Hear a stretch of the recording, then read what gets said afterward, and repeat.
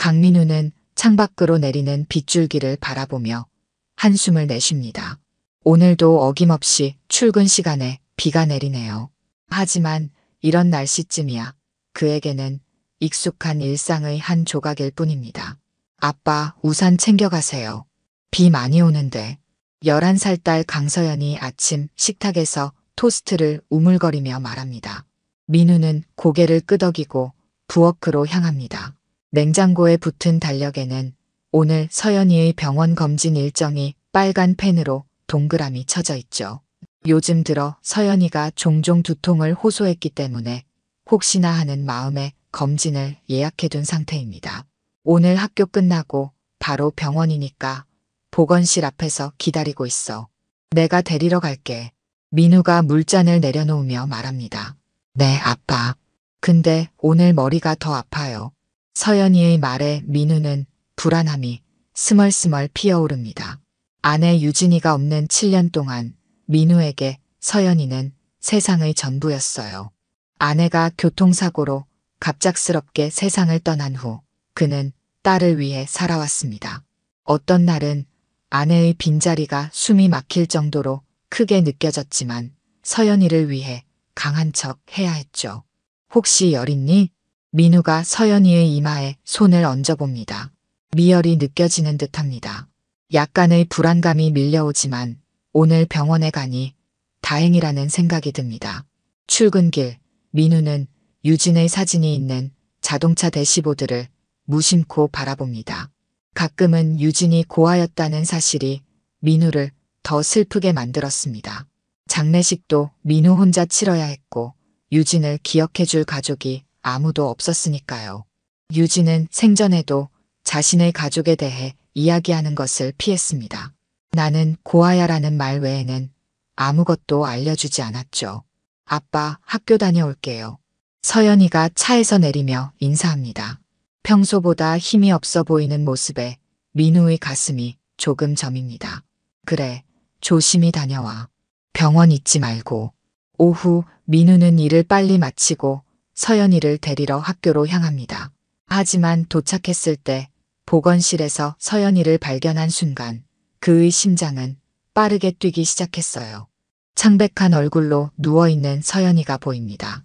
선생님, 우리 애가 어떻게 된 건가요? 갑자기 쓰러졌어요. 고열이 있고 의식이 제대로 돌아오지 않아 보여요. 민우는 서연이를 안고 급히 차로 달려갑니다. 병원으로 향하는 내내 그의 손은 떨리고 마음은 불안으로 가득 찹니다.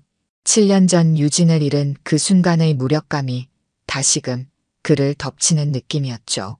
응급실은 소란스럽고 분주했습니다. 민우는 서연이를 안고 접수대로 달려갔어요. 간호사들이 재빨리 다가와 서연이를 침대에 눕히며 상태를 확인합니다. 체온 39.8도, 의식 저하, 경직 증상 있습니다. 의사가 급히 다가와 서연이의 눈을 손전등으로 비춰보며 동공 반응을 확인합니다. 민우는 그저 서연이 옆에 서서 무력하게 지켜볼 뿐이었죠. 급성 뇌염 의심됩니다. 즉시 MRI 검사 준비하세요. 중환자실도 준비해주세요. 의사의 단호한 목소리에 민우의 다리가 후들거립니다. 뇌염이라니 그 단어는 민우의 머릿속에서 울리기 시작했어요. 선생님, 우리 애가 괜찮아질까요? 민우의 목소리는 떨리고 있었습니다. 의사는 짧게 고개를 끄덕이며 말했죠. 초기에 발견한 게 다행입니다. 최선을 다하겠습니다. 몇 시간 후 서연이는 중환자실에 입원했습니다. 민우는 병실 밖 의자에 앉아 고개를 숙인 채 기다렸어요. 이런 상황이 너무 익숙했습니다. 7년 전 유진이 사고로 중환자실에 실려왔을 때도 이렇게 기다렸었죠. 그때는 영원히 돌아오지 못했지만 아니야, 서연이는 괜찮아질 거야. 민우는 스스로에게 다짐합니다. 의사는 서연이가 급성 뇌염으로 며칠간 중환자실에서 집중 치료를 받아야 한다고 설명했습니다. 초기 대응이 중요하다고 했죠. 다음 날 아침 간호사가 민우를 찾아왔습니다. 환자 상태가 안정적이니 잠시 면회하실 수 있어요. 그리고 오늘부터 파트타임 간병인이 배정됐습니다. 병원 규정상 소아 환자에게는 전담 간병인이 필요해서요. 민우는 고개를 끄덕였습니다. 회사에 일주일 휴가를 냈지만 병원에서 24시간 머물 수는 없는 노릇이었죠. 간병인은 어떤 분인가요? 베테랑이세요. 특히 소아 환자 케어에 경험이 많으신 분입니다. 민우는 서연이 병실로 들어갔습니다. 각종 기계에 연결된 서연이의 모습은 가슴이 미어질 정도로 안쓰러웠어요. 서연이의 손을 잡고 있는데 뒤에서 누군가가 다가오는 소리가 들립니다. 안녕하세요. 강서연 양 담당 간병인 박미영입니다. 민우가 고개를 돌리는 순간 그는 그 자리에서 얼어붙었습니다. 마스크를 쓴 여성의 눈이 그를 바라보고 있었어요. 그 눈동자는 유진의 것과 너무나 닮아 있었습니다. 혹시 어디서 뵌 적이? 민우의 말이 끊겼습니다. 간병인 박미영은 잠시 눈을 크게 뜨더니 이내 차분한 목소리로 대답했어요. 아니요, 처음 뵙습니다. 그녀의 목소리도 유진을 떠올리게 했습니다. 높낮이, 억양, 말투까지 민우는 자신의 상상력이 지나치게 활발해진 것인지 의심스러웠어요. 제가 서연이를 잘 돌보겠습니다. 걱정 마세요. 미영이 서연이의 이마에 손을 얹자 그녀의 손짓까지 유진의 것과 닮아 있었습니다. 민우는 자신이 미쳐가고 있는 것 같았어요. 서연이를 보고 싶은 마음과 아내를 잃은 상실감이 현실을 왜곡시키고 있는 걸까요? 퇴근하실 때는 연락처 남겨주세요. 서연이 상태에 변화가 있으면 바로 연락드리겠습니다. 민우는 고개를 끄덕였지만 여전히 혼란스러웠습니다. 미영이 서연이의 체온을 재는 모습을 지켜보던 민우는 문득 그녀의 왼손에 있는 작은 점을 발견했어요. 유진도 같은 위치에 똑같은 점이 있었습니다. 혹시 고향이 어디신가요? 민우의 질문에 미영은 잠시 하던 일을 멈추고 민우를 바라봤습니다. 서울입니다. 왜 물으시죠? 아니, 그냥. 민우는 자신의 생각을 정리할 시간이 필요했습니다. 병실을 나오며 그는 자신이 지나치게 예민해진 것인지 아니면 정말 뭔가 이상한 일이 벌어지고 있는 것인지 확신할 수 없었어요. 복도에서 잠시 생각에 잠겨있던 민우는 문득 미영의 나이가 유진보다 더 많아 보였다는 사실을 깨달았습니다. 하지만 그 닮은 모습은 너무나 선명했죠. 민우는 머릿속이 복잡해졌습니다. 이것은 단순한 우연일까요? 아니면 아니야, 그럴 리가 없어. 민우는 스스로에게 중얼거렸지만 그의 가슴 한구석에서는 이상한 예감이 자라나고 있었습니다. 이틀이 지났습니다. 민우는 출근과 병원을 오가며 지쳐가고 있었습니다. 서연이의 상태는 조금씩 나아지고 있다고 의사가 말했지만 여전히 중환자실에서 집중 치료 중이었습니다. 그런데 그보다 더 민우의 마음을 혼란스럽게 하는 것은 바로 간병인 박미영이었습니다. 민우는 병원 복도 구석에 앉아 미영을 관찰하고 있었습니다. 지난 이틀 동안 그는 미영의 행동 하나하나를 유심히 지켜봤습니다. 마스크 아래로 보이는 그녀의 입술 모양, 머리카락을 넘기는 방식, 심지어 걸음걸이까지 모두 유진과 닮아 있었습니다. 하지만 미영은 분명 유진보다 10살 정도 많아 보였습니다. 내가 미쳐가고 있나? 민우가 고개를 흔들며 중얼거렸습니다. 미영은 서연이를 특별히 잘 돌봐주고 있었습니다. 보통의 간병인이라면 하지 않을 정도로 세심하게 챙겨주었습니다. 물수건으로 얼굴을 닦아주거나 서연이가 좋아하는 이야기를 속삭이듯 들려주는 모습은 마치 어머니 같았습니다. 강민우 씨, 커피 드세요. 갑자기 옆에서 들려오는 목소리에 민우는 깜짝 놀랐습니다. 미영이 커피 2잔을 들고 서 있었습니다. 오, 감사합니다. 서연이가 조금 전에 깨어나서 아빠를 찾았어요. 지금은 다시 잠들었지만 의식이 점점 명료해지고 있어요. 민우는 기쁨과 함께 혼란스러움을 느꼈습니다. 서연이, 아빠라는 호칭을 미영이 너무나 자연스럽게 사용하는 모습이 낯설었습니다. 박미영 씨는 병원에서 오래 일하셨나요? 5년 정도 됐습니다. 주로 소아과 쪽에서 일했어요. 미영의 대답은 항상 간결했습니다. 민우가 더 알고 싶어하는 개인적인 질문에는 대답을 피하는 듯 했습니다. 다음 날 서연이는 드디어 일반 병실로 옮겨졌습니다. 의식도 완전히 돌아왔고 열도 내렸습니다. 민우는 안도했지만 여전히 미영에 대한 의문은 커져만 갔습니다. 아빠, 내가 꿈을 꿨어요. 서연이가 병실에서 말했습니다. 어떤 꿈이었어? 엄마가 나온 꿈이었어요. 근데 이상하게도 미영 이모랑 같이 있었어요. 미영 이모가 엄마한테 너무 미안하다고 계속 말했어요. 민우의 등골이 오싹해졌습니다. 서연이는 엄마의 얼굴을 제대로 기억하지 못합니다. 어릴 때 사고로 엄마를 잃었으니까요. 그런데 어떻게 미영을 엄마와 연관지어 꿈을 꿀 수 있었을까요? 서연아, 미영 이모가 엄마랑 닮았다고 생각해? 서연이는 잠시 생각하더니 고개를 끄덕였습니다. 네, 특히 웃을 때 눈이 엄마 사진이랑 똑같아요. 민우는 심장이 빠르게 뛰는 것을 느꼈습니다. 이건 단순한 우연이 아니었습니다. 그는 결심했습니다. 미영의 신원을 조사해야겠다고 말입니다. 그날 밤 민우는 병원 행정실을 찾아갔습니다. 간병인 정보를 요청했지만 병원 측은 개인정보 보호를 이유로 거절했습니다. 제 딸을 돌보는 사람의 신원을 확인하는 것은 제 권리 아닌가요? 혹시 범죄 이력이 있다면요? 박미영 씨는 병원에서 오랫동안 일한 신뢰할 수 있는 간병인입니다. 걱정하지 않으셔도 됩니다. 거절당한 민우는 다른 방법을 생각해냈습니다. 그는 미영의 퇴근 시간을 확인하고 그녀를 몰래 따라가기로 했습니다. 이런 행동이 옳은 것인지 확신할 수 없었지만 진실을 알고 싶은 마음이 너무 강했습니다. 다음 날 저녁 민우는 미영이 병원을 나서는 것을 지켜보았습니다. 그는 적당한 거리를 두고 그녀를 따라갔습니다. 미영은 버스를 타고 시내 북쪽의 오래된 아파트 단지에 도착했습니다. 민우도 그 뒤를 따랐습니다. 미영이 사는 아파트는 오래되고 소박했습니다. 민우는 멀리서 그녀가 현관문을 열고 들어가는 것을 지켜보았습니다. 그리고 잠시 후 그는 불이 켜진 창문 앞에서 미영의 실루엣을 볼 수 있었습니다. 그녀는 마스크를 벗고 창문 앞에 섰습니다.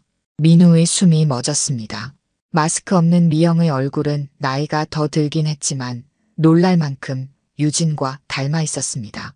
이제 그는 확신했습니다.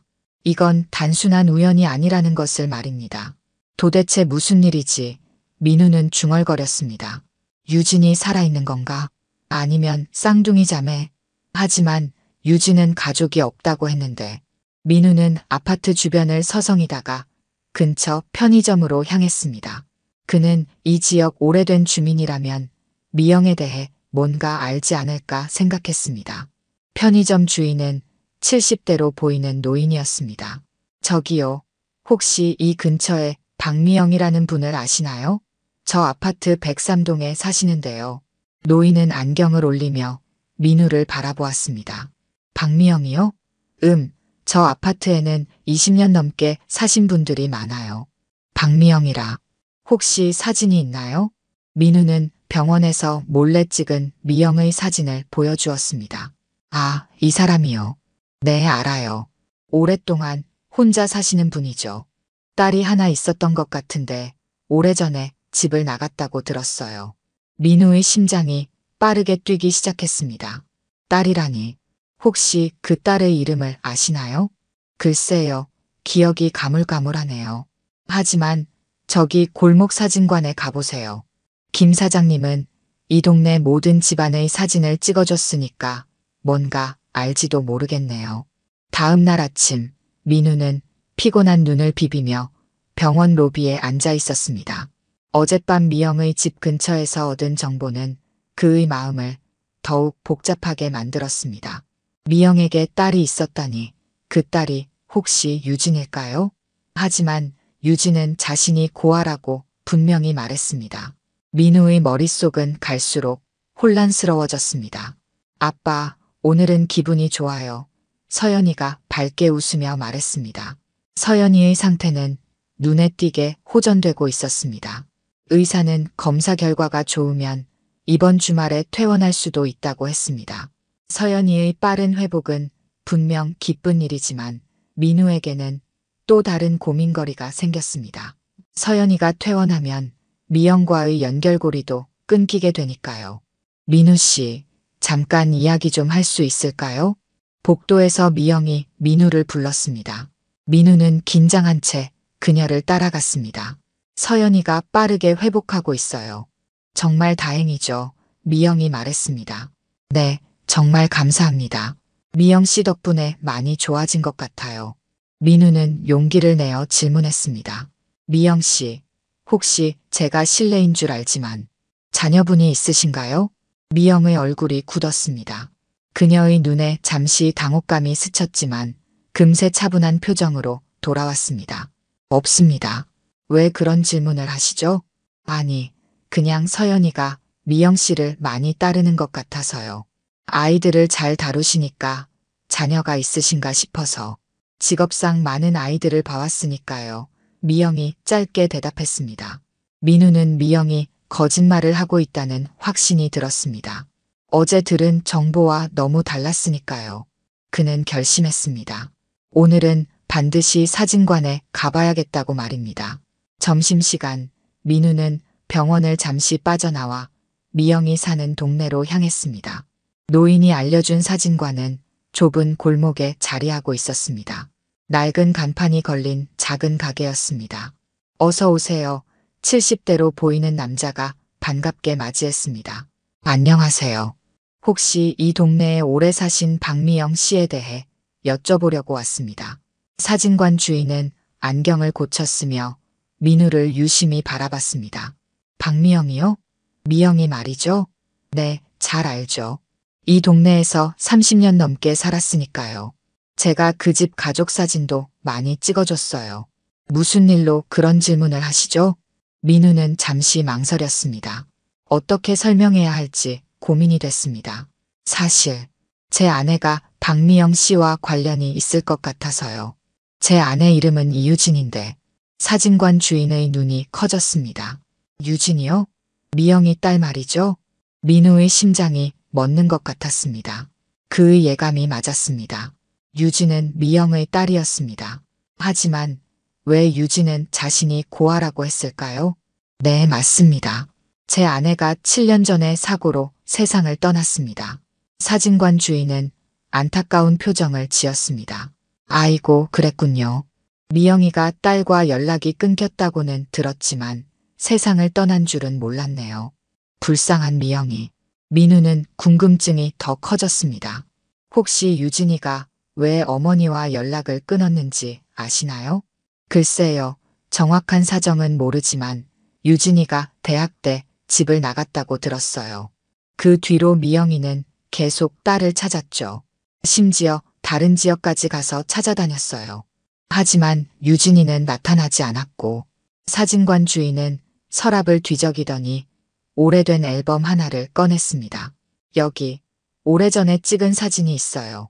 미영이가 복사본을 맡겨놓고 찾아가지 않았네요. 민우는 손이 떨리는 것을 느끼며 앨범을 받았습니다. 첫 장을 넘기자 10대로 보이는 소녀의 사진이 나왔습니다. 그 소녀는 분명 유진이었습니다. 그리고 그 옆에는 젊은 시절의 미영이 서 있었습니다. 이게 언제 찍은 사진인가요? 20년쯤 전일 겁니다. 유진이가 고등학생 때였죠. 민우는 충격에 휩싸였습니다. 유진은 분명히 자신이 고아라고 했습니다. 심지어 그들이 결혼할 때도 가족이 없다고 했습니다. 하지만 이 사진은 그것이 거짓이었다는 증거였습니다. 이 사진, 복사해 가도 될까요? 그럼요. 어차피 오래전에 맡겨놓고 찾아가지 않은 거니까요. 민우는 사진을 복사해서 가방에 넣었습니다. 그의 마음은 혼란스러웠습니다. 유진이 왜 어머니의 존재를 숨겼을까요? 왜 자신에게 거짓말을 했을까요? 그리고 지금 미영은 딸을 잃은 사실을 알고 있을까요? 병원으로 돌아가는 길, 민우는 계속해서 이 의문들과 씨름했습니다. 지하철에서 그는 복사한 사진을 다시 꺼내보았습니다. 확실히 사진 속 소녀는 유진이었습니다. 그리고 그 옆에 미영도 있었습니다. 두 사람은 닮았습니다. 모녀라는 사실이 확연히 드러나는 사진이었습니다. 왜 거짓말을 했을까? 민우는 중얼거렸습니다. 그리고 문득 섬뜩한 생각이 들었습니다. 만약 미영이 유진의 어머니라면 자신의 딸이 죽었다는 사실을 알고 있을까요? 아니면 유진이 결혼한 사실조차 모르는 걸까요? 그렇다면 미영은 왜 서연이를 돌보고 있는 걸까요? 우연인가요? 아니면 의도적인가요? 민우의 머릿속에서는 여러 가능성이 빙글빙글 돌았습니다. 그는 심지어 미영이 유진의 죽음에 대해 자신을 원망하고 있는 것은 아닌지, 서연이에게 해를 끼치려는 것은 아닌지 의심스러웠습니다. 하지만 지금까지 미영의 행동은 오히려 서연이를 극진히 돌보는 것이었습니다. 병원에 도착한 민우는 긴장한 채 서연이의 병실로 향했습니다. 병실 문을 열기 전 그는 창문을 통해 안을 들여다보았습니다. 미영이 서연이의 머리를 쓰다듬으며 무언가 이야기하고 있었습니다. 서연이는 행복한 표정으로 웃고 있었습니다. 민우는 차마 문을 열지 못했습니다. 그는 복도에 서서 심호흡을 했습니다.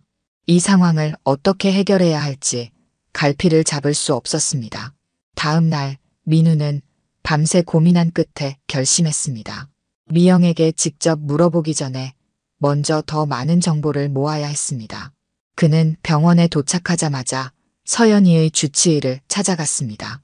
박미영 씨는 어떻게 우리 아이의 간병인으로 배정된 건가요? 주치의는 의아한 표정으로 민우를 바라보았습니다. 보통은 병원에서 근무하는 간병인들 중에서 무작위로 배정됩니다만 박미영 씨의 경우는 특별히 요청했더군요. 소아뇌염 환자를 돌본 경험이 있다고 하면서요. 민우의 눈이 커졌습니다. 특별히 요청했다니 우연이 아니었습니다. 그 요청은 언제 들어왔나요? 서연이가 입원한 당일 오후입니다. 왜 그렇게 물으시죠? 뭐 문제가 있으신가요? 민우는 고개를 저었습니다. 아니요, 그냥 궁금해서요. 감사합니다. 민우는 복도를 걸으며 생각했습니다. 미영은 서연이가 입원한 것을 어떻게 알았을까요? 그리고 왜 일부러 서연이의 간병인이 되려고 했을까요? 이제 한 가지는 확실했습니다. 이것은 단순한 우연이 아니었습니다. 병실에 도착한 민우는 서연이가 혼자 있는 것을 발견했습니다. 미영 이모는 어디 갔어? 아침 회진 때 의사 선생님이랑 이야기하러 갔어요. 곧 올 거래요. 민우는 이 기회를 놓치지 않았습니다. 그는 병실에 있는 미영의 가방을 보았습니다. 평소에는 감히 남의 물건을 뒤지는 행동은 하지 않았지만 지금은 달랐습니다. 그는 딸을 위해 진실을 알아야 했습니다. 서연아, 아빠가 잠깐 화장실 다녀올게. 민우는 미영의 가방을 들고 화장실로 향했습니다. 그는 가방 안을 뒤져보았습니다. 지갑, 휴대폰, 그리고 작은 수첩이 나왔습니다. 수첩을 열자 메모들이 적혀 있었습니다. 서연이 병원비 확인하기, 서연이 약 시간 체크, 민우에게 말하기. 마지막 메모에서 민우는 숨을 멈췄습니다. 미영은 분명 자신에게 뭔가 말하려고 계획하고 있었습니다. 그는 수첩을 넘기다가 작은 사진 한 장을 발견했습니다. 그 사진에는 젊은 시절의 유진과 어린아이가 함께 있었습니다. 뒷면에는 유진, 서연, 3살 생일이라고 적혀 있었습니다. 민우는 충격에 빠졌습니다. 미영은 유진이 자신의 딸이라는 사실을 알고 있었을 뿐만 아니라 서연이 역시 자신의 외손녀라는 것도 알고 있었습니다. 그는 황급히 물건들을 가방에 다시 넣고 병실로 돌아왔습니다. 아빠, 왜 그렇게 얼굴이 하얘요? 아니, 괜찮아. 아빠가 좀 피곤해서 그래. 그때 문이 열리고 미영이 들어왔습니다. 그녀는 민우를 보고 미소 지었지만 민우의 창백한 얼굴을 보고 표정이 굳어졌습니다. 괜찮으세요? 많이 피곤해 보이시네요. 네, 괜찮습니다. 민우는 미영을 바라보았습니다. 이제 그는 미영의 눈에서 유진의 모습을 더 선명하게 볼 수 있었습니다. 그 눈은 슬픔과 그리움으로 가득 차 있었습니다. 서연아, 의사 선생님이 검사 결과를 설명해 주실 거래. 이모랑 같이 가볼까? 미영은 서연이를 데리고 나갔습니다. 민우는 혼자 남아 생각에 잠겼습니다. 그는 어떻게 해야 할지 결정해야 했습니다. 미영에게 직접 물어볼까요? 아니면 서연이에게 외할머니가 있다는 사실을 먼저 알려줘야 할까요? 민우는 가방에서 어제 얻은 사진을 꺼내 다시 보았습니다. 사진 속 유진은 행복해 보였습니다. 왜 유진은 자신의 가족을 부정했을까요? 왜 어머니와 연락을 끊었을까요? 그는 이제 유진이 자신에게 거짓말을 했다는 사실을 받아들여야 했습니다. 오후 민우는 병원 카페에서 미영을 만났습니다. 미영은 커피를 마시며 창밖을 바라보고 있었습니다. 여기 앉아도 될까요? 미영은 고개를 끄덕였습니다. 민우는 그녀 앞에 사진을 내려놓았습니다. 이 사진에 대해 설명해 주실 수 있을까요? 미영의 눈이 커졌습니다. 그녀는 사진을 바라보며 한동안 말이 없었습니다. 그리고 마침내 입을 열었습니다. 어디서 구하셨나요? 중요한 건 그게 아니라 이 사진이 사실이냐는 겁니다. 미영은 깊은 한숨을 내쉬었습니다. 네, 사실입니다. 유진이는 제 딸이에요. 민우는 그 말을 듣고도 놀랐습니다. 예상했던 것이지만 직접 듣는 것은 또 다른 충격이었습니다. 왜 지금까지 말씀하지 않으셨어요? 그리고 유진이는 왜 자신이 고아라고 했을까요? 미영은 눈물을 참으며 말했습니다. 유진이는 대학생 때 집을 나갔어요. 남편과 이혼하고 혼자 유진이를 키우는 게 쉽지 않았죠. 유진이는 제가 자신의 인생에 간섭한다고 생각했어요. 그래서 어느 날 더 이상 엄마라고 부르지 않겠다며 집을 나갔어요. 그 후로 연락이 끊겼습니다. 미영의 눈에서 눈물이 흘러내렸습니다. 유진이가 결혼했다는 소식도 듣지 못했어요. 그리고 서연이가 태어났다는 것도 몰랐죠. 7년 전 유진이의 사고 소식을 우연히 신문에서 봤어요. 그때야 유진이가 결혼했다는 것을 알게 됐습니다. 민우는 목이 메었습니다. 그는 자신이 얼마나 모르고 있었는지 깨달았습니다. 그럼 왜 지금 나타나셨어요?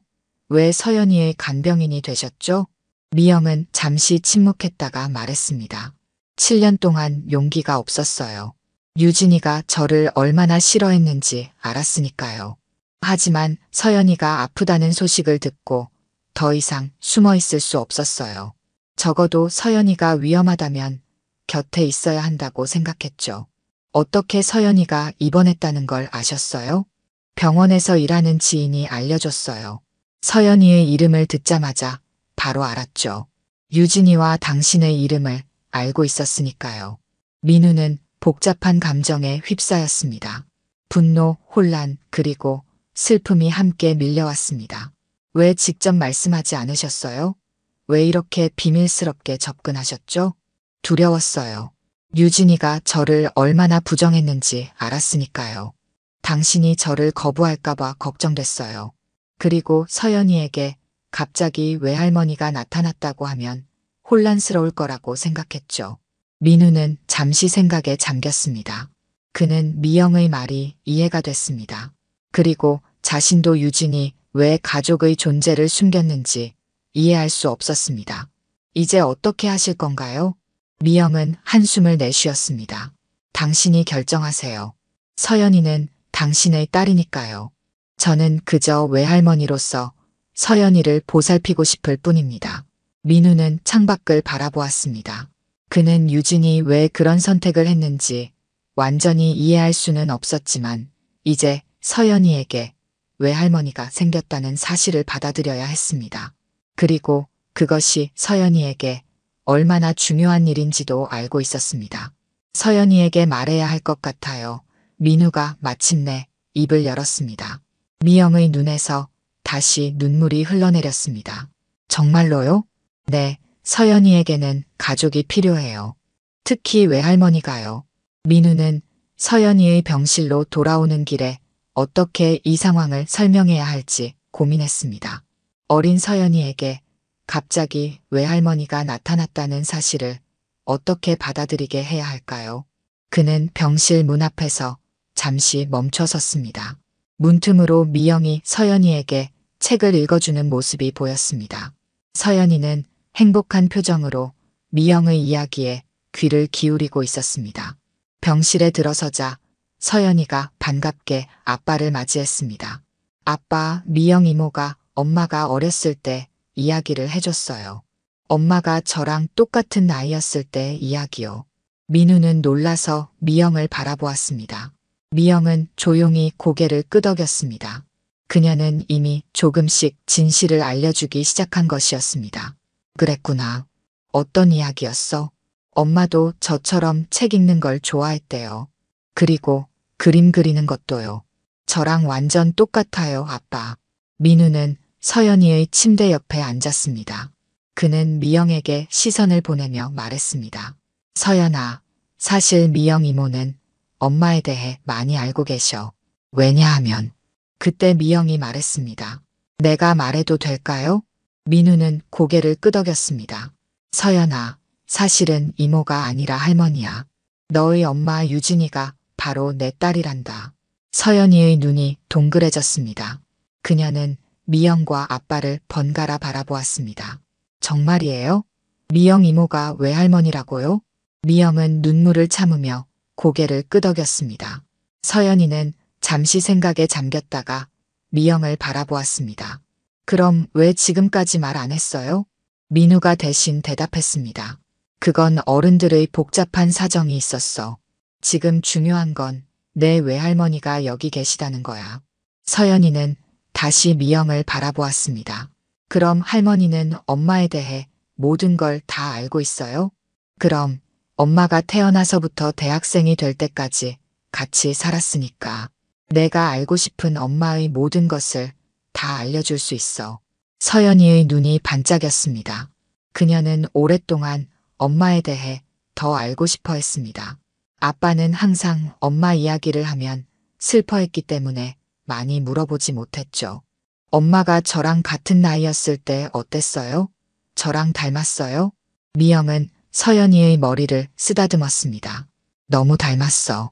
똑같은 눈, 똑같은 미소, 심지어 똑같은 웃음소리까지.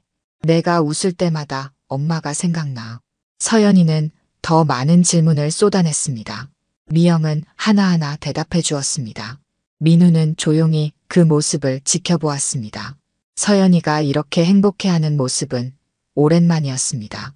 저녁이 되자 서연이는 미영의 이야기를 들으며 잠이 들었습니다.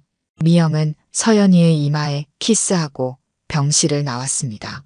민우도 따라 나왔습니다. 고맙습니다. 서연이가 정말 행복해 보였어요. 미영은 미소를 지었습니다. 나도 너무 행복해요. 드디어 내 손녀를 안을 수 있다니. 민우는 한 가지 궁금증이 있었습니다. 유진이가 왜 가족을 부정했는지, 왜 연락을 끊었는지 정확히 알고 싶습니다. 미영은 잠시 침묵했다가 말했습니다. 유진이는 강한 아이였어요. 너무 강해서 오히려 상처받기 쉬웠죠. 남편과 이혼하고 혼자 키우는 동안 유진이에게 많은 걸 바랐어요. 대학, 직장, 모든 면에서 완벽하기를 원했죠. 그게 유진이에게는 큰 부담이었나 봐요. 미영의 눈에 눈물이 맺혔습니다. 어느 날 크게 다퉜어요. 유진이가 원하는 길과 제가 원하는 길이 달랐거든요. 그날 유진이는 더 이상 엄마라고 부르지 않겠다고 하면서 집을 나갔어요. 그 후로 연락이 끊겼죠. 민우는 유진의 모습이 떠올랐습니다. 유진은 항상 자신의 과거에 대해 이야기하기를 꺼렸습니다. 이제 그 이유를 조금은 이해할 수 있었습니다.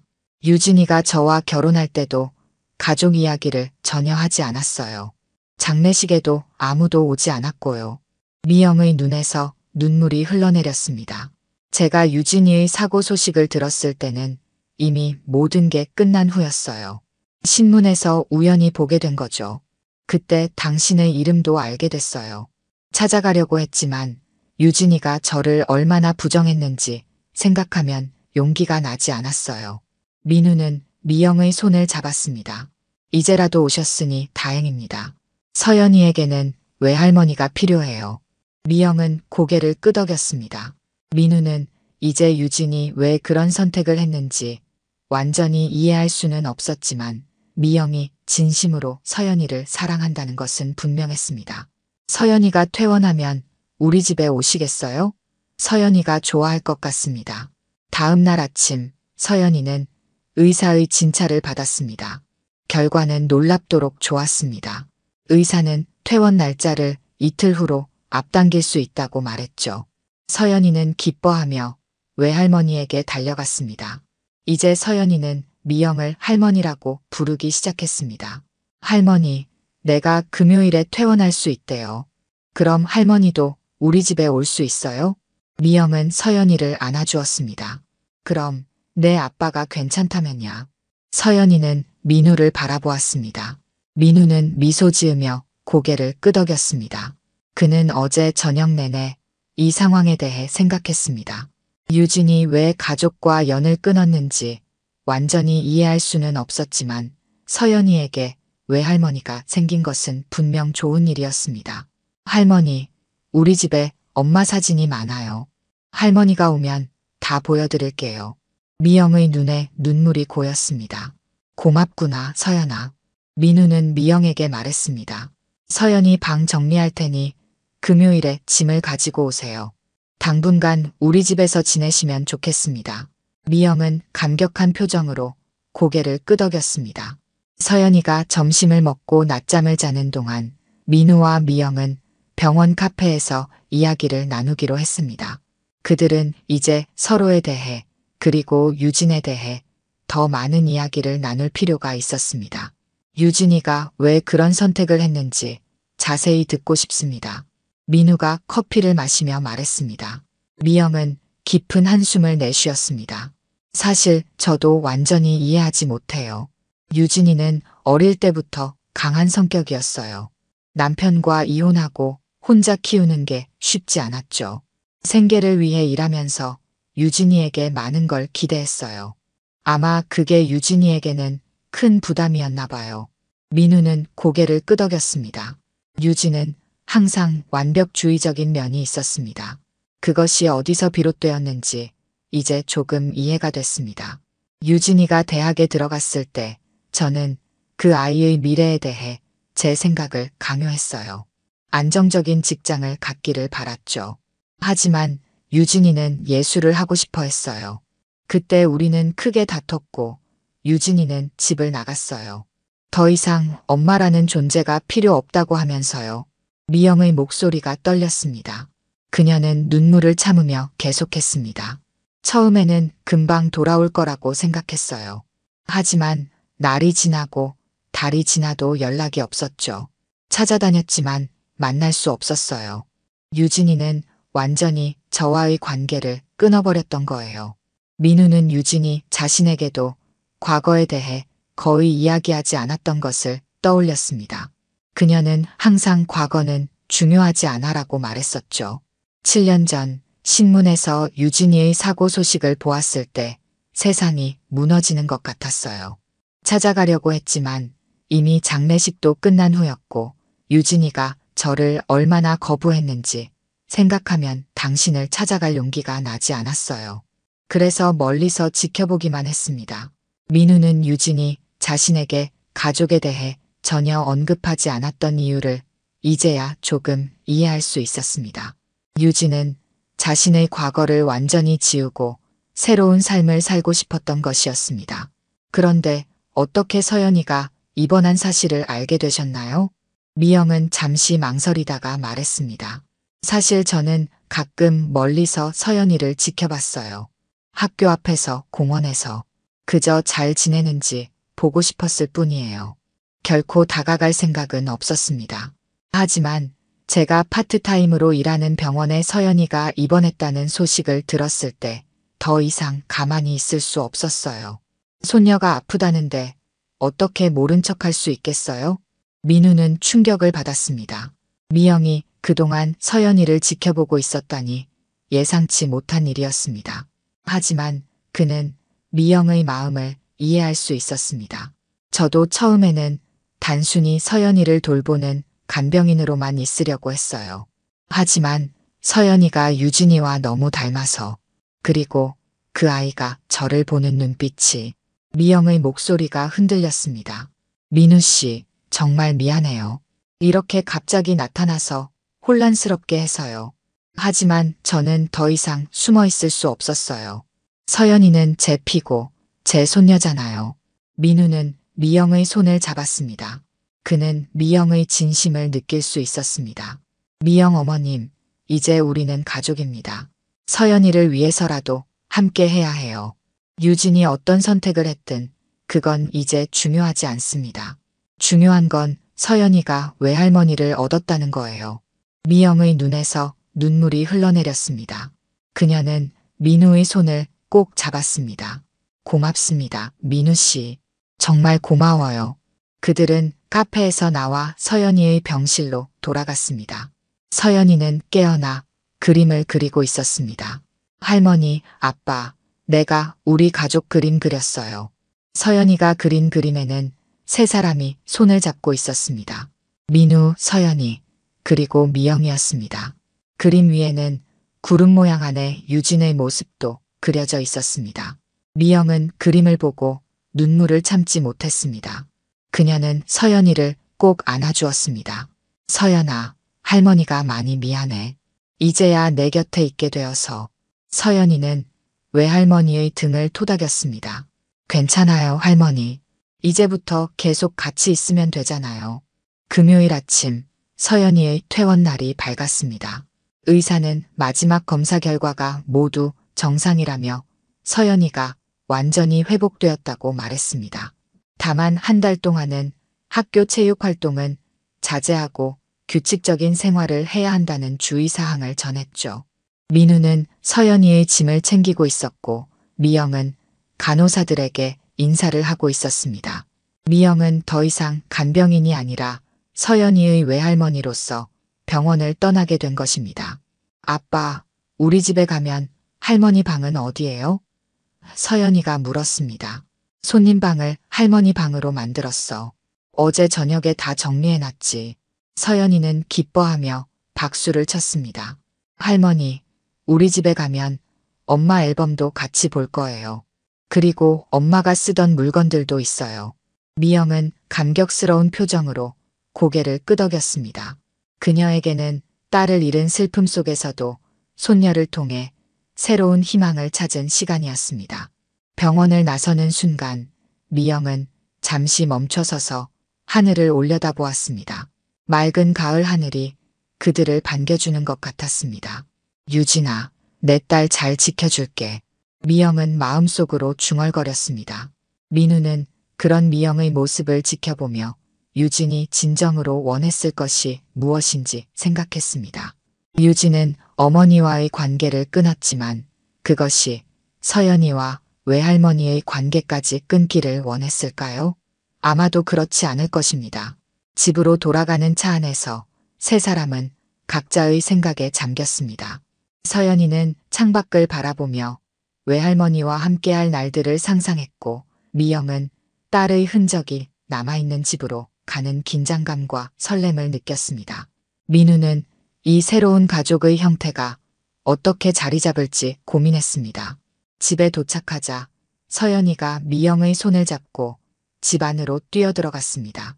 할머니, 여기가 우리 집이에요. 내 방도 보여드릴게요. 미영은 조심스럽게 집안을 둘러보았습니다. 거실 벽에는 유진의 사진이 걸려 있었습니다. 결혼식 사진, 서연이를 안고 있는 사진, 가족 여행 사진들이었습니다. 미영은 그 사진들 앞에 서서 오랫동안 바라보았습니다. 유진이가 행복해 보이네요. 미영이 떨리는 목소리로 말했습니다. 민우는 고개를 끄덕였습니다. 네, 유진이는 이곳에서 정말 행복했습니다. 서연이가 자신의 방에서 앨범을 가지고 나왔습니다. 할머니, 이것 봐요. 엄마랑 제가 같이 찍은 사진이에요. 그들은 함께 소파에 앉아 앨범을 펼쳤습니다. 미영은 유진과 서연이의 사진을 보며 웃기도 하고 울기도 했습니다. 그녀가 놓친 시간들, 딸의 결혼, 손녀의 탄생, 그리고 가족의 일상들이 사진 속에 담겨 있었습니다. 엄마가 저한테 항상 그랬어요. 서연아, 내가 웃을 때가 제일 예뻐라고요. 서연이가 말했습니다. 미영은 놀란 표정을 지었습니다. 그건 내가 유진이에게 항상 하던 말이었어. 민우는 그 순간 유진이 완전히 어머니를 잊지는 않았다는 것을 깨달았습니다. 유진은 자신의 상처와 아픔을 극복하지 못했을지 모르지만 그녀의 마음 한구석에는 여전히 어머니가 있었던 것입니다. 저녁 식사를 준비하면서 미영은 자연스럽게 부엌에서 일을 도왔습니다. 그녀는 유진이 좋아했던 요리를 만들었고 서연이는 그 요리를 맛보며 기뻐했습니다. 이거 정말 맛있어요, 할머니. 아빠가 해주는 것보다 더 맛있어요. 민우는 웃으며 어깨를 으쓱했습니다. 역시 할머니의 솜씨는 따라갈 수 없구나. 식사를 마치고 그들은 함께 거실에 앉아 이야기를 나누었습니다. 서연이는 학교 이야기, 친구들 이야기, 그리고 엄마와의 추억들을 할머니에게 들려주었습니다. 미영은 모든 이야기에 귀 기울이며 손녀의 인생에 조금이라도 더 참여하고 싶어 했습니다. 서연이가 잠들자 민우와 미영은 차를 마시며 조용히 대화를 나눴습니다. 미영 어머님, 앞으로 어떻게 지내실 계획인가요? 일단은 서연이가 완전히 회복될 때까지 곁에 있고 싶어요. 그리고 천천히 제 생활도 정리할 생각이에요. 가능하다면 이사해서 가까이 살고 싶어요. 민우는 고개를 끄덕였습니다. 좋은 생각입니다. 서연이에게도 할머니가 필요해요. 다음 날 아침 그들은 함께 공원으로 산책을 나갔습니다. 가을 햇살이 따스하게 비치는 공원에서 서연이는 신나게 뛰어다녔습니다. 미영은 서연이의 손을 꼭 잡고 걸었습니다. 할머니 손 잡으니까 따뜻해요. 미영은 미소를 지었습니다. 할머니도 서연이 손 잡으니까 따뜻하구나. 민우는 조금 뒤에서 그들을 바라보았습니다. 서연이와 미영이 나란히 걷는 모습에서 유진의 모습이 겹쳐 보였습니다. 마치 유진이 그들과 함께 걷고 있는 것 같았습니다. 유진아, 이제 서연이는 괜찮을 거야. 민우는 마음속으로 말했습니다. 공원을 나오며 세 사람은 밝은 미래를 향해 걸어갔습니다.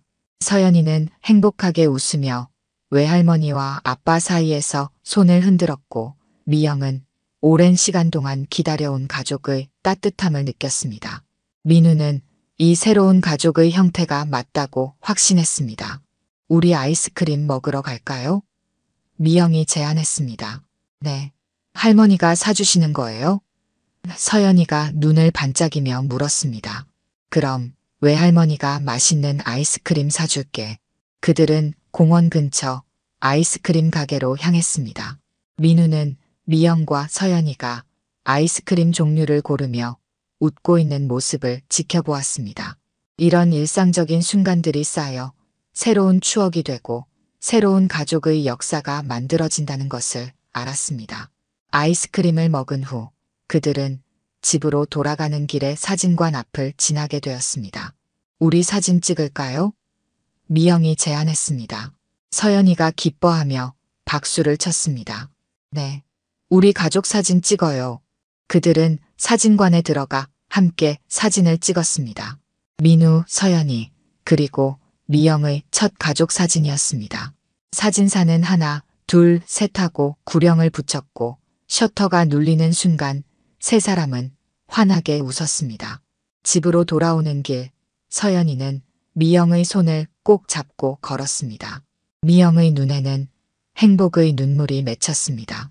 그녀는 오랜 시간 동안 잃어버린 가족을 찾았습니다. 비록 딸은 돌아오지 않았지만 딸이 남긴 가장 소중한 선물인 서연이를 통해 새로운 시작을 할 수 있게 되었습니다. 민우는 미영을 바라보며 미소 지었습니다. 처음에는 그녀의 등장에 혼란스러웠지만 이제는 감사함을 느꼈습니다. 서연이에게 외할머니가 생긴 것은 큰 축복이었습니다. 그리고 자신에게도 가족이 늘어난 것은 기쁜 일이었습니다. 할머니, 내일은 내 학교도 구경시켜 드릴게요. 서연이가 신나게 말했습니다. 그래, 할머니가 서연이 학교도 보고 싶구나. 집에 도착한 그들은 함께 저녁 식사를 준비했습니다.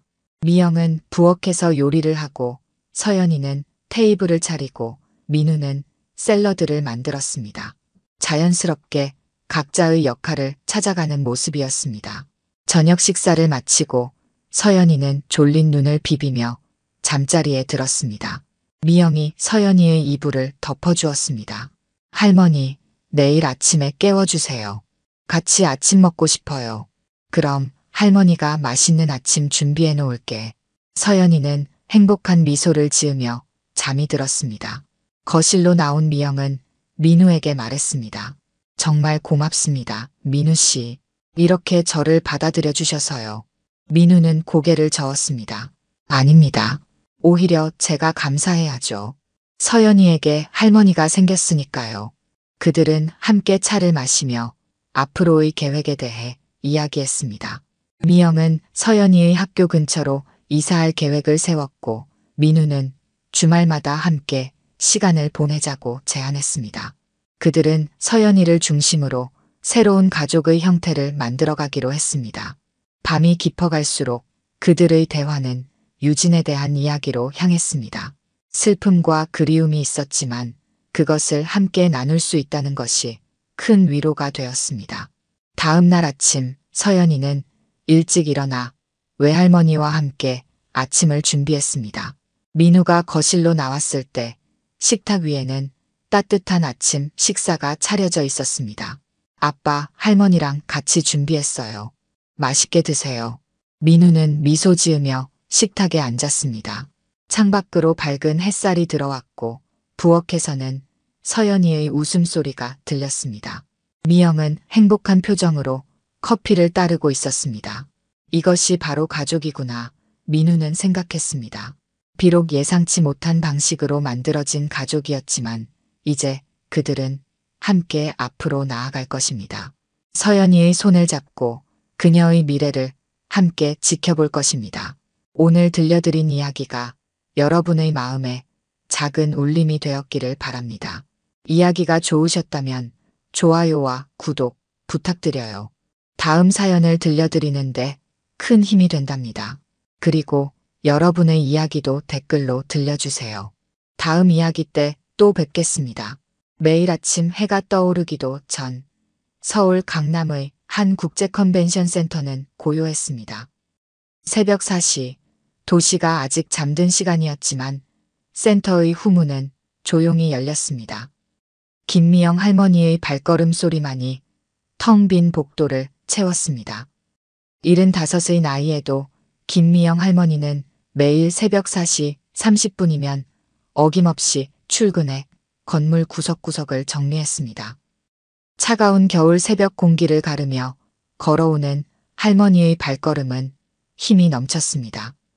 다른 미화원들은 이른 출근 시간을 힘들어했지만 김미영 할머니에게 이 시간은 하루 중 가장 특별한 순간이었습니다. 센터의 불이 하나둘 켜지면서 고요한 공간이 서서히 생명력을 얻어가는 모습을 보는 것이 할머니는 좋았습니다. 복도 끝에서 시작해서 중앙홀로 그리고 회의실 순서대로 할머니는 매일 같은 순서로 청소를 시작했습니다. 30년 된 컨벤션 센터의 구조를 누구보다 잘 알았습니다. 빗자루질 한 번, 걸레질 한 번에도 깊은 애정이 담겼습니다. 특히 대형 유리창을 닦을 때면 할머니의 손길은 더욱 정성스러웠습니다. 이야기를 계속하기 전에 구독과 좋아요 꾹 눌러주시고 매일 배달되는 사연 들어보세요.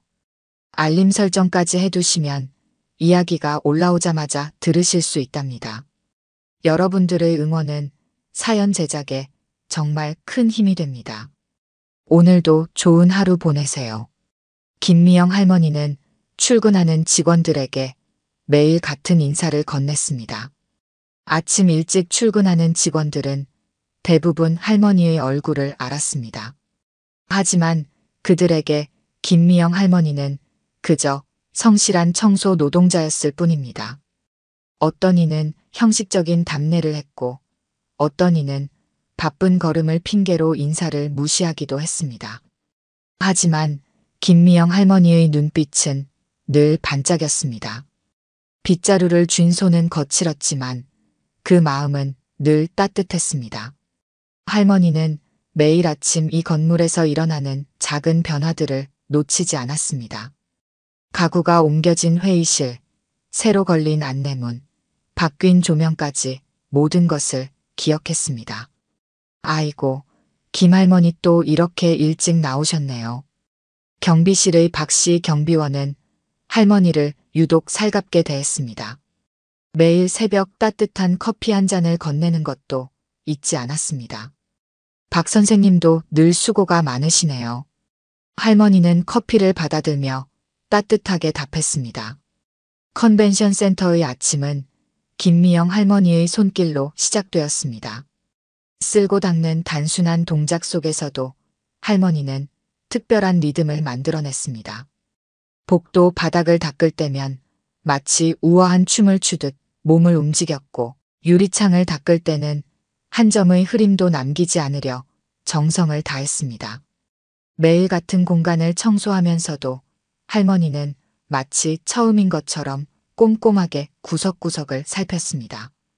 특히 국제회의가 열리는 메인 컨벤션 홀은 더욱 정성스럽게 관리했습니다. 홀의 대리석 바닥은 할머니의 손길이 닿을 때마다 거울처럼 반들거렸고, 무대의 커튼은 늘 먼지 한 점 없이 깔끔했습니다. 새벽녘 컨벤션 센터의 정적 속에서 김미영 할머니는 자신만의 세계를 만들어갔습니다. 커다란 유리창 너머로 보이는 도시의 불빛을 바라보며 미소 짓기도 하고, 텅 빈 회의장의 의자에 잠시 앉아 생각에 잠기기도 했습니다. 때로는 외국에서 온 손님들이 남기고 간 회의 자료들을 유심히 들여다보는 모습도 보였습니다.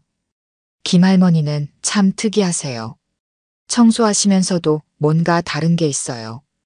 같은 시간에 출근하는 미화원 최 씨의 말이었습니다. 다른 미화원들은 청소를 빨리 끝내고 쉬려 했지만 할머니는 늘 정해진 시간까지 꼼꼼하게 일했습니다. 심지어 국제회의가 열리는 날이면 평소보다 1시간 더 일찍 나와 구석구석을 점검했습니다. 외국 손님들이 오시면 우리나라의 첫인상을 보시는 거예요. 깨끗한 공간이 좋은 인상을 만드는 법이지요. 할머니의 이런 말에 다른 미화원들은 고개를 갸우뚱했습니다. 청소부가 무슨 그런 생각까지 하냐며 수군거리기도 했습니다. 하지만 할머니는 아랑곳하지 않았습니다. 매일 아침 시간이 흐르면서 센터는 조금씩 활기를 띠기 시작했습니다. 가장 먼저 보안팀이 출근해 전날 밤의 보안 점검 일지를 확인했고, 그 뒤로 시설팀이 들어와 냉난방과 전기 시설을 점검했습니다. 7시가 되면 안내데스크 직원들이 출근해 로비에 생기가 돌았습니다. 어머, 할머니 벌써 다 하셨어요? 안내데스크의 신입 직원 민지는 할머니를 유독 따랐습니다. 할머니가 건네는 따뜻한 말 한마디에 긴장된 아침을 부드럽게 시작할 수 있었기 때문입니다. 그래, 민지야. 오늘도 힘내렴. 할머니의 다정한 목소리는 마치 친할머니 같은 포근함을 전했습니다.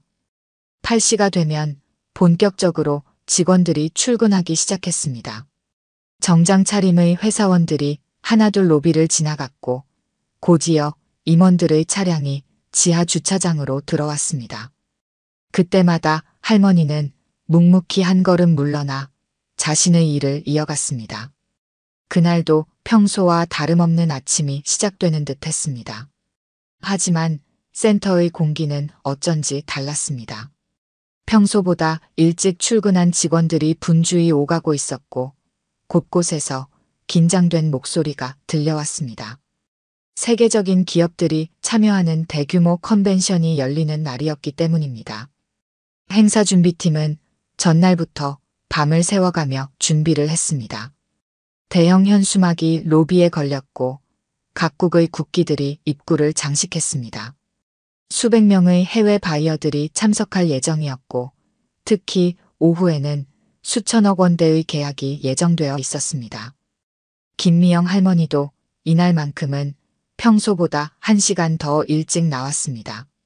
이미 새벽 3시 30분부터 청소를 시작해 로비부터 회의장까지 구석구석을 더욱 깨끗이 닦았습니다. 특히 VIP들이 사용할 회의실은 창문을 3번씩 닦아 한 점의 먼지도 없게 만들었습니다. 바쁜 와중에도 할머니는 지나가는 직원들에게 따뜻한 미소를 지어 보였습니다. 피곤에 지친 직원들의 얼굴이 할머니의 미소를 마주하면 조금씩 밝아졌습니다.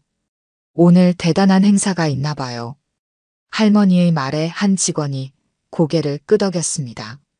네, 오늘은 정말 중요한 날이에요. 전 세계 기업들이 다 모인다니까요. 그때 멀리서 급한 발소리가 들려왔습니다. 정장 차림의 사장과 임원들이 현장 점검을 위해 나타난 것이었습니다. 강민호 사장은 이번 행사의 성공에 모든 것을 걸었다고 해도 과언이 아니었습니다. 지난 6개월간 준비한 프로젝트의 결실이 오늘에 달려 있었기 때문입니다. 모든 준비는 다 끝났습니까? 사장의 날카로운 목소리가 복도에 울렸습니다. 임원들이 서류를 넘기며 준비 상황을 보고했지만 사장의 표정은 점점 더 굳어갔습니다. 바이어들의 동선, 프레젠테이션 자료, 다과 준비까지 하나하나 세세하게 점검했습니다. 사장님, 통역사는 예정대로 오전 9시에 도착한다고 합니다. 비서실장의 보고에 사장은 고개를 끄덕였습니다. 이번 계약의 핵심은 정확한 의사소통이었습니다. 그래서 업계 최고의 통역사를 섭외하는 데만 한 달이 넘게 걸렸습니다. 김미영 할머니는 평소처럼 묵묵히 청소를 이어갔습니다. 하필 그때 빗자루가 벽에 부딪혀 소리가 났습니다. 크지 않은 소리였지만 긴장된 분위기 속에서 그 소리는 유난히 크게 들렸습니다.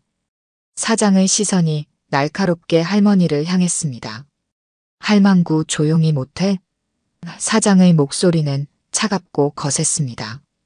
이런 중요한 날 방해가 되면 어쩌려고 그래요? 주변의 임원들은 고개를 숙였고 몇몇 직원들은 민망한 듯 시선을 돌렸습니다. 평소에도 사장은 하급 직원들에게 엄격했지만 오늘처럼 노골적인 모욕은 처음이었습니다. 하지만 김미영 할머니는 흔들림 없이 고개를 숙여 인사를 했습니다. 죄송합니다. 더 조심하겠습니다. 담담한 목소리였지만 할머니의 손은 미세하게 떨리고 있었습니다. 30년 가까이 청소 일을 해왔지만 이런 식의 모욕은 처음이었기 때문입니다. 사장 일행이 지나간 후 한 젊은 여직원이 조심스레 다가왔습니다. 할머니, 너무 마음 쓰지 마세요. 사장님이 요즘 스트레스가 많으셔서 그래요. 하지만 할머니는 오히려 그 직원을 위로했습니다. 괜찮아요. 나도 이해해요. 중요한 날이니까. 그때였습니다. 복도 끝에서 한 직원이 급하게 달려왔습니다. 얼굴이 하얗게 질려 있었습니다. 사장님, 큰일 났습니다. 오늘 통역을 맡기로 한 김 통역사가 교통사고를 당했다고 합니다. 순간 사장의 얼굴이 하얗게 변했습니다. 정확히 어떻게 된 거죠? 사장의 목소리가 떨렸습니다. 행사 담당 팀장이 상황을 설명했습니다. 오늘 새벽 김 통역사가 공항으로 가는 길에 교통사고를 당했다고 합니다. 지금 수술 중이라. 말끝을 흐리는 팀장의 얼굴은 창백했습니다. 오늘 미팅의 핵심은 해외 바이어들과의 원활한 소통이었습니다. 전문 통역사의 부재는 치명적인 문제였습니다.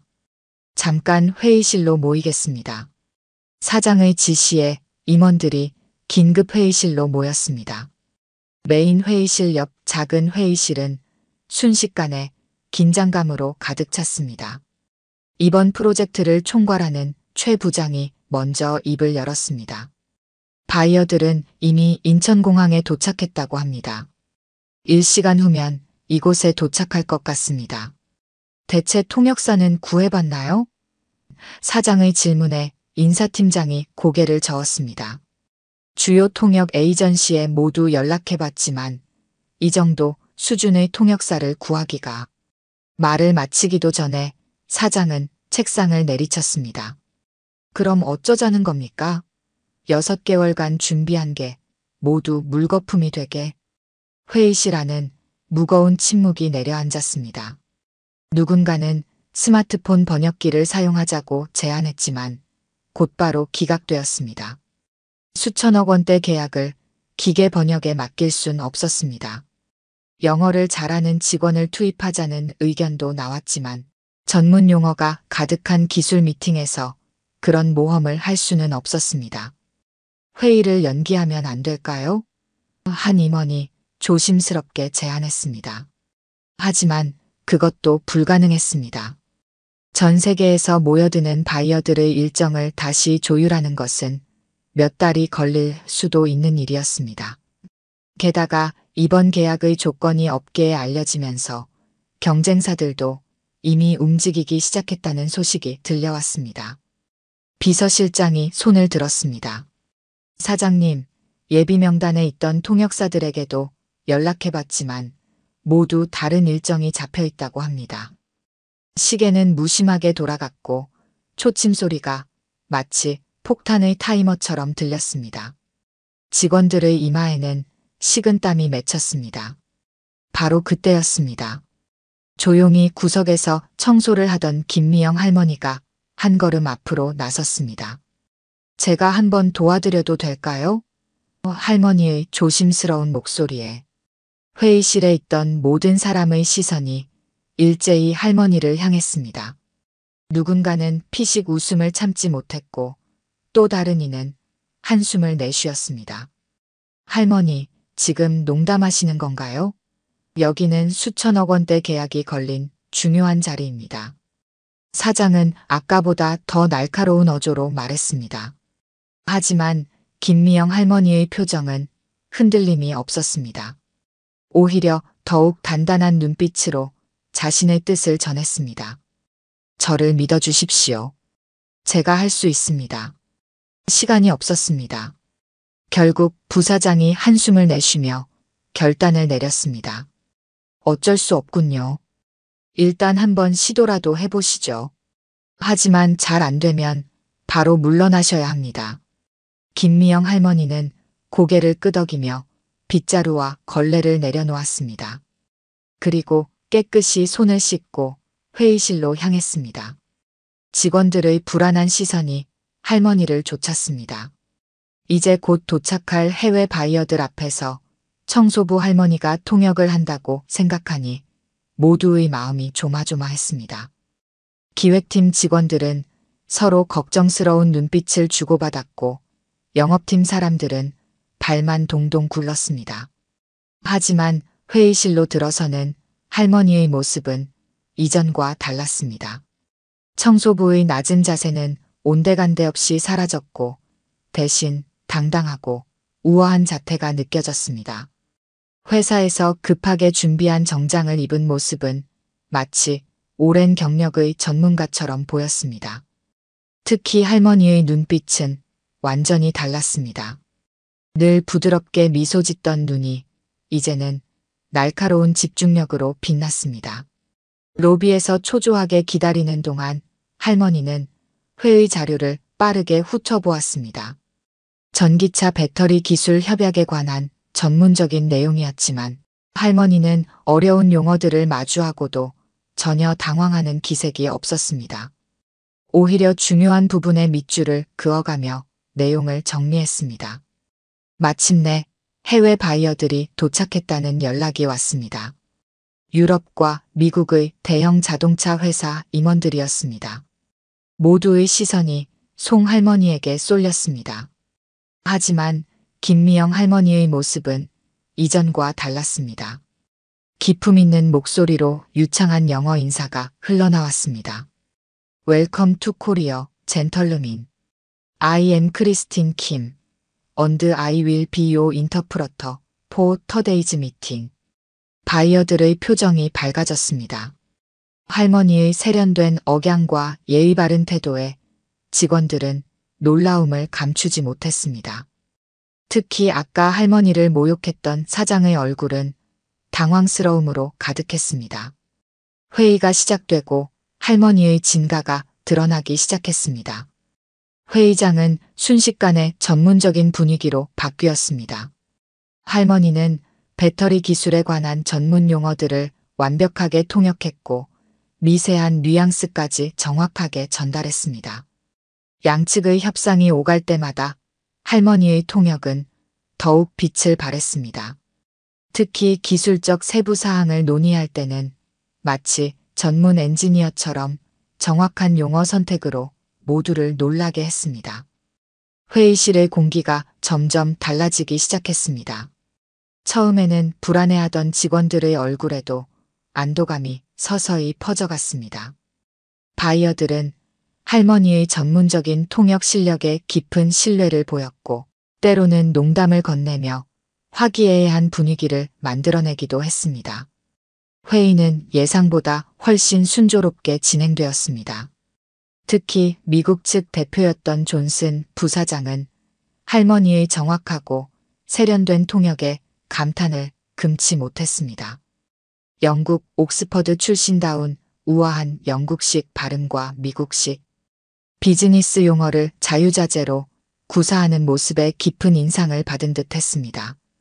독일 기업의 대표는 할머니가 독일어로 인사를 건네자 더욱 놀란 표정을 지었습니다. 전기차 배터리 기술에 대한 프레젠테이션이 진행될 때는 할머니의 실력이 더욱 빛났습니다. 리튬이온 배터리의 전극 재료부터 충전 시스템의 효율성까지 고도로 전문적인 내용을 완벽하게 통역해냈습니다. 심지어 몇몇 전문 용어는 바이어들이 이해하기 쉽도록 적절한 비유를 들어가며 설명했습니다. 협상 과정에서 미묘한 의견 차이가 발생했을 때도 할머니의 역량은 돋보였습니다. 단순한 통역을 넘어 양측의 의도를 정확히 파악하고 전달하며 때로는 문화적 차이에서 오는 오해를 미연에 방지했습니다. 회의실에 있던 모든 사람이 할머니의 전문성에 감탄했습니다. 3시간에 걸친 긴 회의가 끝나갈 무렵 놀라운 소식이 전해졌습니다. 바이어들이 우리 회사의 제안을 전격 수용하기로 한 것입니다. 당초 예상했던 것보다 훨씬 좋은 조건으로 계약이 성사되었습니다. 김미영 할머니의 전문적인 통역이 없었다면 불가능했을 결과였습니다. 계약서에 서명이 끝난 후 바이어들은 할머니에게 특별한 감사 인사를 전했습니다. 미세스 킴, 당신과 같은 수준 높은 통역사는 처음 만납니다. 우리 회사의 유럽 본사에서도 이런 전문성을 가진 통역사를 찾기 어렵죠. 존슨 부사장의 말에 다른 바이어들도 깊이 공감한다는 듯 고개를 끄덕였습니다. 사장은 할머니 앞에서 깊이 고개를 숙였습니다. 아침에 있었던 모욕적인 발언이 부끄러웠던 듯 그의 목소리에는 진심 어린 사과가 담겨 있었습니다. 김 여사님, 정말 죄송합니다. 그리고 진심으로 감사드립니다. 오늘 계약은 전적으로 여사님 덕분입니다. 하지만 김미영 할머니는 담담하게 미소 지을 뿐이었습니다. 마치 늘 해오던 일을 한 것처럼 자연스러운 모습이었습니다. 회의가 끝나고 바이어들이 돌아간 후 직원들은 하나둘 할머니에게 다가왔습니다. 호기심 어린 눈빛으로 질문을 던졌습니다. 김미영 할머니는 회의실 창밖을 바라보며 이야기를 시작했습니다. 저는 원래 미국에서 살았습니다. 30년 넘게 무역회사를 운영했지요. 그 말을 시작으로 할머니의 놀라운 과거가 하나둘 드러나기 시작했습니다. 그동안 아무도 몰랐던 청소부 할머니의 찬란했던 시절이 밝혀지는 순간이었습니다. 1970년대 초반 20살의 나이로 미국 유학길에 올랐던 젊은 여성이 있었습니다. 바로 김미영 할머니였습니다. 뉴욕 대학교에서 경영학을 전공하며 당시로서는 드문 여성 경영인의 길을 걸었습니다.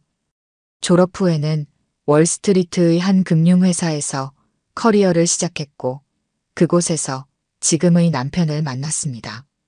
두 사람은 함께 무역회사를 설립했습니다. 한국과 미국을 오가며 사업을 확장했고 유럽과 아시아를 아우르는 글로벌 기업으로 성장시켰습니다. 특히 자동차 부품 분야에서 두각을 나타냈고 전기차 산업이 태동하던 시기에는 배터리 기술 개발에도 참여했습니다. 그래서 오늘 회의 내용이 낯설지 않았던 거군요. 한 직원의 말에 할머니는 부드럽게 웃었습니다. 네, 제가 한때 전기차 배터리 합작 사업을 추진했었거든요. 그때 배운 지식이 아직도 남아있나 봅니다. 할머니의 이야기는 계속되었습니다. 10년 전 남편과 함께 은퇴를 결심했습니다. 회사는 아들에게 물려주고 편한 노후를 보내려 했습니다. 하지만 할머니의 마음 한편에는 늘 고국에 대한 그리움이 있었습니다.